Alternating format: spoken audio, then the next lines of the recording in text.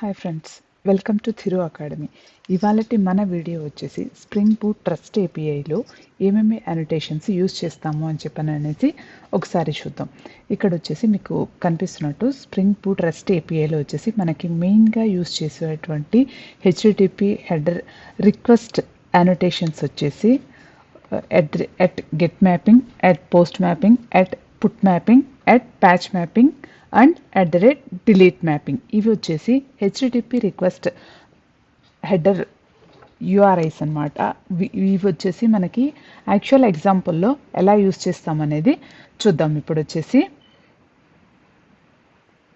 ఇక్కడ వచ్చేసి మీకు అప్లికేషన్ కనిపిస్తుంది కదండి. ఇందులో వచ్చేసి యాక్చువల్గా మనం కంట్రోలర్ క్లాస్లో ఇక్కడ ఏదైతే మనకి డిస్పాచర్ సర్వ్లెట్ నుంచి రిక్వెస్ట్ వస్తుందో ఫస్ట్ కంట్రోలర్కి రిక్వెస్ట్ వస్తుంది కదండి, అక్కడి నుంచి మనము స్పెసిఫై చేస్తాము. ఈ మెథడ్ వచ్చేసి డీబీలో మనకి రిక్వెస్ట్ రాంగ్లోనే డేటాని సేవ్ చేయాలి. సేవ్ చేయాలంటే మనం ఫస్ట్ వెళ్ళేది పోస్ట్ మ్యాపింగ్కి వెళ్తాము. దెన్ మనం రిట్రీవ్ చేసుకోవాలి అని అంటే గెట్ మ్యాపింగ్కి వెళ్తాము. గెట్ మ్యాపింగ్ అనే అనోటేషన్ని యూస్ చేస్తాము. ఓకే, దెన్ మనకి ఆల్ కస్టమర్స్ని ఒకేసారి ఫెచ్ చేసుకోవాలన్నా అది గెట్ రిక్వెస్ట్కి వెళ్తుంది. లేదు వన్ కస్టమర్ని, ఫర్ ఎగ్జాంపుల్కి నేను కస్టమర్ తీసుకున్నాను, సో అందుకని కస్టమర్ అని చెప్పానని చెప్తున్నాను. ఓకే, ఒక కస్టమర్ని రిట్రీవ్ చేసుకోవాలన్నా మనం గెట్ మ్యాపింగ్కి వెళ్తాము. లేదు అన్ని ఎంతమంది అయితే ఎంటిటీ డేటా ఉందో అన్నీ రిట్రీవ్ చేసుకోవాలన్నా సరే గెట్ మ్యాపింగ్ అని చెప్పే యూస్ చేస్తాము. కాకపోతే స్పెసిఫైడ్ యూఆర్ఐ అనేది మనం డిఫరెంట్గా ప్రొవైడ్ చేస్తాము. ఇప్పుడు గెట్ ఆల్ కస్టమర్స్ అనే మెథడ్కి మనం వచ్చేసి ఫెచ్ ఆల్ అని ప్రొవైడ్ చేసాము. అదే ఫెచ్ కస్టమర్కి వన్ కస్టమర్ డేటాని రిట్రీవ్ చేసుకోవడానికి ఫెచ్ అని మాత్రమే ప్రొవైడ్ చేసాము. ఓకే, మనము అప్డేట్ చేసేటప్పుడు పుట్ మ్యాపింగ్కి వెళ్తాము, పుట్ రిక్వెస్ట్కి వెళ్తాము. సో అప్పుడు ఎంటైర్ ఎంటిటీ ఆబ్జెక్ట్ని మనం మోడిఫై చేయాలనుకున్నప్పుడు పుట్ మ్యాపింగ్ అని చెప్పానని పుట్ రిక్వెస్ట్కి వెళ్ళేసి పుట్ మ్యాపింగ్ అని చెప్పానని అనోటేషన్ స్పెసిఫై చేస్తాము. లేదు మనం some part of the resource either 1 or 2, 3 అలా రిసోర్సెస్ని ప్రాపర్టీస్ని చేంజ్ చేయాలనుకున్నప్పుడు ప్యాచ్ మ్యాపింగ్కి పార్షియల్ అప్డేషన్ అనమాట. పార్షియల్ అప్డేషన్ అప్పుడు మనం ప్యాచ్ మ్యాపింగ్కి వెళ్తాము. ఓకే, మనం ఏదైనా రిసోర్స్ని డిలీట్ చేయాలనుకుంటే మనం డిలీట్ మ్యాపింగ్ రిక్వెస్ట్ అనేది యూస్ చేస్తాము. అవే కాకుండా మనకు వచ్చేసి ఇంకా సమ్ అదర్ అనోటేషన్స్ కూడా యూస్ చేస్తాము. అవి వచ్చేసి only HTTP request mapping annotations ఇవి. ఓకే, అవి కాకుండా మనం rest controller, request mapping, request body, request param, path variable and valid అనే అనోటేషన్స్ కూడా యూస్ చేస్తాము. ఇప్పుడు మీరు ఎగ్జాంపుల్లో గమనించినట్లయితే ఇదే క్లాస్లో వచ్చేసి మనం వచ్చేసి హెచ్టిటిపి రిక్వెస్ట్ అనోటేషన్స్తో పాటుగా ఇంకొన్ని అనోటేషన్స్ కూడా యూస్ చేస్తాము రెస్ట్ ఏపీఐలో. అవి ఏంటంటే రెస్ట్ కంట్రోలర్. రెస్ట్ కంట్రోలర్ అనేది మనకి క్లాస్ లెవెల్ అనోటేషన్. ఇప్పుడు మనం స్ప్రింగ్ ఎంవీసీ తీసుకున్నామంటే అక్కడ కంట్రోలర్ అనే వాడతాము. ఇక్కడ మనకి యూఐ లేదు, మనం వచ్చేసి ఏపీఐస్ని ఓన్లీ ఎక్స్పోజ్ చేస్తున్నాము. సో మనం వచ్చేసి రెస్ట్ కంట్రోలర్ అని చెప్పానని యూస్ చేస్తాము దీనికి, కంట్రోలర్ క్లాస్కి. ఇది వచ్చేసి క్లాస్ లెవెల్ అనోటేషన్. అది కాకుండా రిక్వెస్ట్ మ్యాపింగ్ అని చెప్పానని కూడా ఇంకొక అనోటేషన్ యూస్ చేస్తాము. ఈ రిక్వెస్ట్ మ్యాపింగ్లో మనం వచ్చేసి యూఆర్ఐని స్పెసిఫై చేస్తాము. మనకి ఏదైతే స్టార్టింగ్లో వస్తుందో http://localhost then port number, then మనం వచ్చేసి ఈ యూఆర్ఐని ప్రొవైడ్ చేయాలి. ఈ యూఆర్ఐని మనం రిక్వెస్ట్ మ్యాపింగ్ అనోటేషన్లో ప్రొవైడ్ చేస్తాము. అది కాకుండా ఇంకొచ్చేసి ఆటో వైడ్ యూస్ చేస్తాము. ఆటో వైడ్ మనము డిపెండెన్సీ ఇంజెక్షన్ని వన్ క్లాస్ నుంచి ఇంకొక క్లాస్కి ప్రొవైడ్ చేస్తున్నాం కదండి, ఇంజెక్ట్ చేస్తున్నాం కదండి డిపెండెంట్ ఆబ్జెక్ట్స్ని. సో అందుకని చెప్పని అవి ఇంజెక్ట్ అవ్వడానికి ఆటోమేటిక్గా మనం ఆటో వైడ్ అనే అనోటేషన్ని యూస్ చేస్తాము.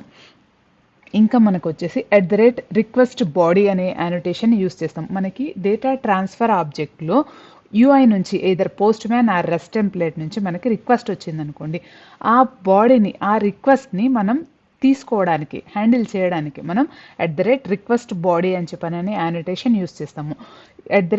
వ్యాలిడ్ అనే అనోటేషన్ కూడా యూస్ చేస్తాము. అది ఎందుకు అంటే ఆ రిక్వెస్ట్ ఏదైతే డేటా ట్రాన్స్ఫర్ ఆబ్జెక్ట్ తీసుకున్నామో మనం ఫర్ ఎగ్జాంపుల్ వ్యాలిడేషన్స్ ప్రొవైడ్ చేసామనుకోండి, ఆ వ్యాలిడేషన్స్ని మనం ఇక్కడ వ్యాలిడ్ చేయాలి, వ్యాలిడేషన్ పర్ఫామ్ చేయాలి. సో అందుకని చెప్పనని మనం @valid అనే యానిటేషన్ని యూస్ చేస్తాము వ్యాలిడేషన్స్ని పర్ఫామ్ చేస్తున్నప్పుడు.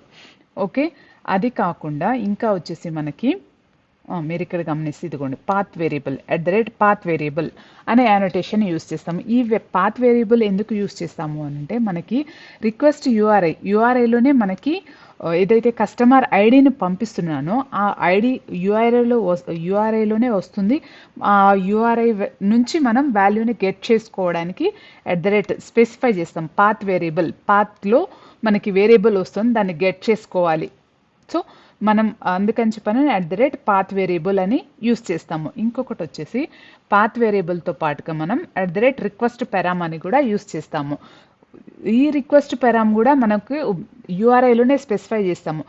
క్వశ్చన్ మార్క్ బేస్ యూఆర్ఐ తర్వాత question mark property name customer ID equal to something value అని చెప్పనని ప్రొవైడ్ చేస్తాము. అలా ప్రొవైడ్ చేసినప్పుడు రిక్వెస్ట్ పెరామ్ అని చెప్పనని యూస్ చేస్తాము.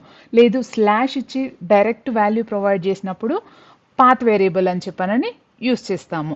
మీకు పాత్ వేరియబుల్కి రిక్వెస్ట్ పెరామ్ యానోటేషన్కి డిఫరెన్సెస్ అనేది నేను సపరేట్ వీడియో చేశాను. మీరు కనుక ఆ వీడియో చూడకపోతే ఒకసారి చూడండి, డిఫరెన్సెస్ మీకు క్లియర్గా అర్థమవుతుంది అప్పుడు. ఓకే, అవి కాకుండా మనం యాజ్ యూజువల్ నార్మల్గా స్ప్రింగ్ బూట్ అప్లికేషన్లో యూస్ చేసే యానోటేషన్ వచ్చేసి స్ప్రింగ్ బూట్ అప్లికేషన్. సో అది కామన్ యానోటేషన్ అన్నిటికీ యూస్ చేస్తాము. అది కాకుండా service for differentiating the layers service లేయర్కి మనం సర్వీస్ అనేటువంటి యానోటేషన్ని యూస్ చేస్తాం.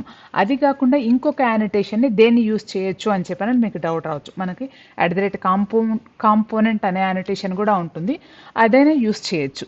సో నో ప్రాబ్లం, మనకి ఎలాంటి ఎర్రర్స్ రావు. ఓకే, రెపాజిటరీ అని చెప్పని యూస్ చేస్తాము. ఆ రెపాజిటరీ ఎందుకంటే మనం రెపాజిటరీ లేయర్కి డిఫరెన్షియేషన్ స్పెసిఫై చేయడానికి సర్వీస్ లేయర్కి సర్వీస్ అని, రెపాజిటరీ లేయర్కి రెపాజిటరీ అని చెప్పనని యూస్ చేస్తాము.